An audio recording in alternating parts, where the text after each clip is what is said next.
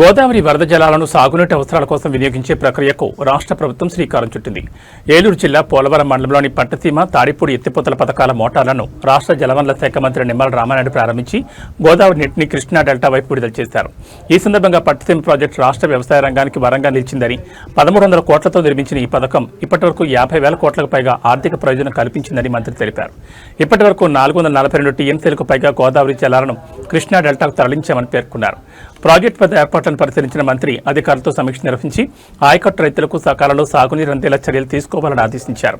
ఈ కార్యక్రమంలో పోలవరం ఎమ్మెల్యే చిర్రి బాలరాజు, జిల్లా collector K Bettiselvi, Gopalapuram MLA Maddipati Venkataraju, Kovvur MLA Muppidi Venkateswara Rao, AP Tricor chairman Boragam Srinivasa Rao తదితరులు పాల్గొన్నారు. ఇక ఎమ్మెల్యే చిర్రి బాలరాజు మాట్లాడుతూ రైతుల సంక్షేమం, వ్యవసాయాభివృద్ధి కూటమి ప్రభుత్వ ప్రధాన లక్ష్యమని, సాగునీటి విషయంలో ఎలాంటి కొరత లేకుండా ప్రభుత్వం చర్యలు కొనసాగిస్తోందని స్పష్టం చేశారు.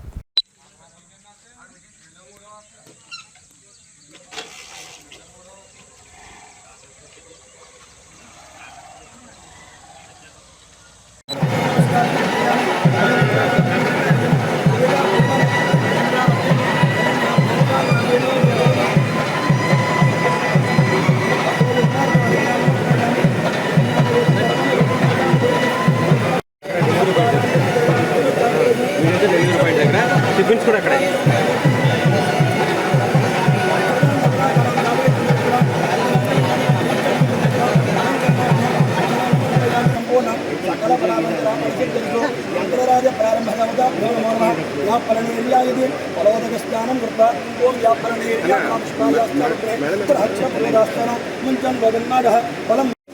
అర్థమవట్లేదా బాబు? తమ్ముడు రోజులంతా ఆ వీడియోగా ఉంటుంది. చెప్పాలండి సార్, మూమెంట్ తరలే ఇస్తారు.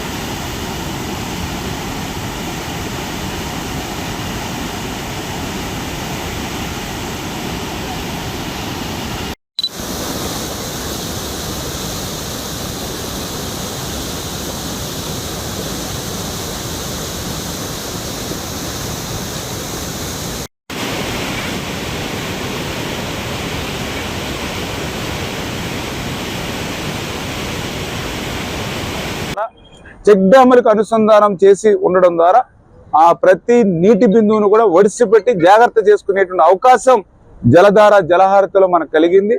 అందుచేత ఈరోజు చంద్రబాబు నాయుడు గారి ముందు చూపు అంటే ఆ రోజు ఒక పట్టిసీమను తీసుకురావడం కానీ, అదేవిధంగా ఈరోజు ఒక జలధార జలహారతి తీసుకురావడం కానీ ఏ రకంగా అయితే ప్రజలకు రైతులకు ఉపయోగపడుతుందో మనం ప్రత్యక్షంగా మనం చూస్తున్నామని చెప్పి తెలియజేసుకుంటూ, ఈ రెండింటికి మించి చంద్రబాబు నాయుడు గారి యొక్క వాటర్ మేనేజ్మెంట్. ఎందుకు ఈ మాట చెప్తూ ఉన్నానంటే, ఈవేళ కృష్ణా నదిలో ఇప్పుడే చెప్పాను నేను, ఆల్మట్టి, జోరాల, తుంగభద్ర, శ్రీశైలం, నాగార్జున సాగర్ ఎక్కడ కూడా ఒక చుక్క నీరు లేకుండా డెడ్ స్టోరేజ్లో ఉన్నాయి. ఒక్క పులిచింతల్లో మాత్రం మేము 28 టీఎంసీల నీరు జూన్ నెలలో సైతం ఉంచగలిగాం.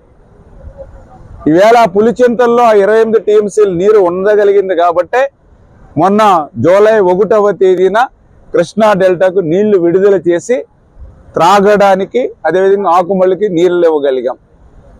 మరి గతంలో నేను కూడా చూసా, 2024లో మన కూటమి ప్రభుత్వ అధికారంలోకి వచ్చాక నేను కూడా ఇరిగేషన్ శాఖ మంత్రిగా రివ్యూ చేస్తే అదే పులిచింతల్లో 1/2 టీఎంసీ నీరు ఉంది. మరి 2023-24లో కూడా వర్షాలు బాగా పడ్డాయి, సమృద్ధిగా వర్షాలు పడినటువంటి సమయంలో కూడా పులిచింతల్లో జూన్ నెల వచ్చేటప్పటికి 1/2 టీఎంసీ నీళ్లు ఉంచారు. మరి అదే ఈ 2026 సంవత్సరంలో చూస్తే అదే పులిచింతల్లో 28 టీఎంసీలు జూన్ నెలలో ఉంచాం. లాస్ట్ ఇయర్ కూడా 28-30 టీఎంసీలు నీరు ఉంచాం. అంటే గొడ్డల పార్టీ పాలనకి కూటమి పార్టీ పాలనకి పులిచింతల్లో ఆ రిజర్వాయర్ చేస్తున్నటువంటి వాటర్ మేనేజ్మెంట్ నీరే మా పనితీరే దానికి ఒక నిదర్శనం అని చెప్పి మీ ద్వారా ఈ సందర్భంగా తెలియజేసుకుంటూ, ఏదైతే చంద్రబాబు నాయుడు గారు కూడా ఈ 13వ తేదీన మన ధవళేశ్వరం బ్యారేజీకి సంబంధించి మరి గేట్లు, ఎందుకంటే గేట్లు ప్రమాదభరితంగా ఉంటాయి. ఆ రోజు 2015 సంవత్సరంలో చంద్రబాబు నాయుడు గారు 32 కోట్ల రూపాయలు ఆ రోజు నిధులు ఇచ్చి ఆ రోజు మరి 58 గేట్లని ఆ రోజు కొత్త గేట్లు ఏర్పాటు చేశాం. తర్వాత 19-24 ప్రభుత్వంలో ఒక్క గేటు కాదు కదా, ఒక్క రూపాయి కాదు కదా, ఒక్క 10 పైసలు కూడా మళ్ళీ నిధులు ఇవ్వనటువంటి పరిస్థితి.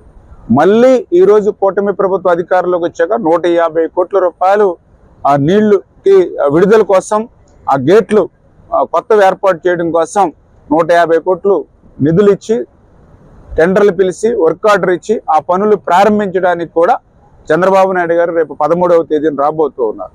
ఎందుకంటే ఆ ధవళేశ్వరం బ్యారేజ్ అంటే ఒక సెంటిమెంట్ ఉభయ గోదావరి జిల్లాలకు. ఆ రోజు కాటన్ మహాశయుడు ఆ రోజు ఆయన ఏర్పాటు చేసిన బ్యారేజీ, ఆ బ్యారేజీ లేకముందు ఈవేళ మా పూర్వీకులు చెప్తూ ఉండేవారు పెద్దవాళ్ళు, ఆ బ్యారేజీ లేకముందు కరువు కాటకాలతో అల్లాడేది గోదావరి జిల్లాలో. తేగలు, దుంపలు, కలగదుంపలు ఇవి తినేటువంటి పరిస్థితి ఆ రోజు. ఇవి కూడా దొరకకపోతే బంకమట్టిలో పెరుగు కలుపుకుని తినేటువంటి పరిస్థితులు ఆ రోజు గోదావరి డెల్టాలో ఉన్నటువంటి స్థితి. అటువంటి స్థితిలో కాటన్ మహాశయుడు ఆ బ్యారేజీని నిర్మాణం చేయడం ద్వారానే ఈవేళ పచ్చగా గోదావరి జిల్లాలు ఉన్నాయి. 2 పూటల మనం తినడమే కాదు, ఈవేళ ఆంధ్రప్రదేశ్ను ఒక అన్నపూర్ణగా, ఒక ధాన్యాగారంగా మార్చాం ఈరోజు. అటువంటి ధవళేశ్వరం బ్యారేజీ ప్రమాదభరితంగా ఉంది, గేట్లు మార్చాలని చెప్పి సిడబ్ల్యూసి సాక్షాత్ హెచ్చరించిన జగన్మోహన్ రెడ్డి 5 సంవత్సరాల్లో చెవికెక్కల. మళ్ళీ ఈరోజు మనం వచ్చిన తర్వాతే ఈరోజు 150 కోట్ల రూపాయలతోటి కొత్త గేట్లు ఏర్పాటు చేస్తున్నామనంటే గోదావరి డెల్టా ప్రజల మీద, గోదావరి డెల్టా రైతుల మీద గొడ్డల పార్టీకి, కూటమి పార్టీకి పనితీరులో ఉన్నటువంటి వ్యత్యాసం ఏంటనేది దయ ఉంచి గోదావరి జిల్లా, ఉభయ జిల్లా ప్రజలు కూడా గమనించుకోవాల్సిన అవసరం ఉంది. ఇట్లా ఒక్క విషయం కాదు, 50,000 60,000.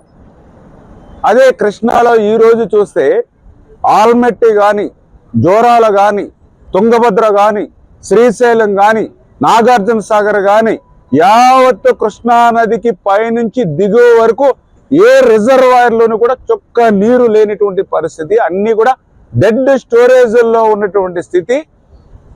ఇటువంటి స్థితిలో ఆ కృష్ణానదికి ఈవేళ ఫస్ట్ టైం ఆల్మెట్టి నుంచి ప్రకాశం బ్యారేజ్ వరకు ఉన్నటువంటి కృష్ణానదిలో ఈ సంవత్సరం ఫస్ట్ టైం నీరు వస్తుంది అని అంటే అది గోదావరి వరద నీరు పట్టిసీమ నుంచి వస్తుంది అంటే అది చంద్రబాబు నాయుడు గారి యొక్క విజన్, చంద్రబాబు నాయుడు గారి యొక్క ముందు చూపు.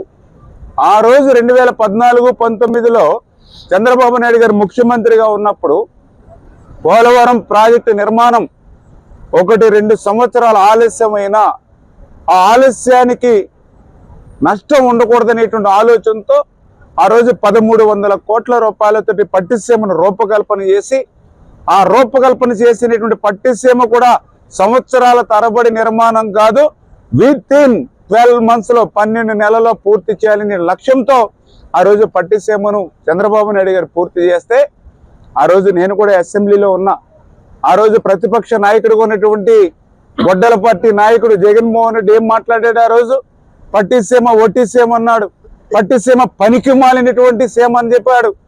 మరి ఈ రోజు అదే పట్టిసీమ ఆ రోజు నుంచి ఈ రోజు వరకు 450 టీఎంసీల నీరుని గోదావరి నుంచి కృష్ణాకి ఇచ్చింది.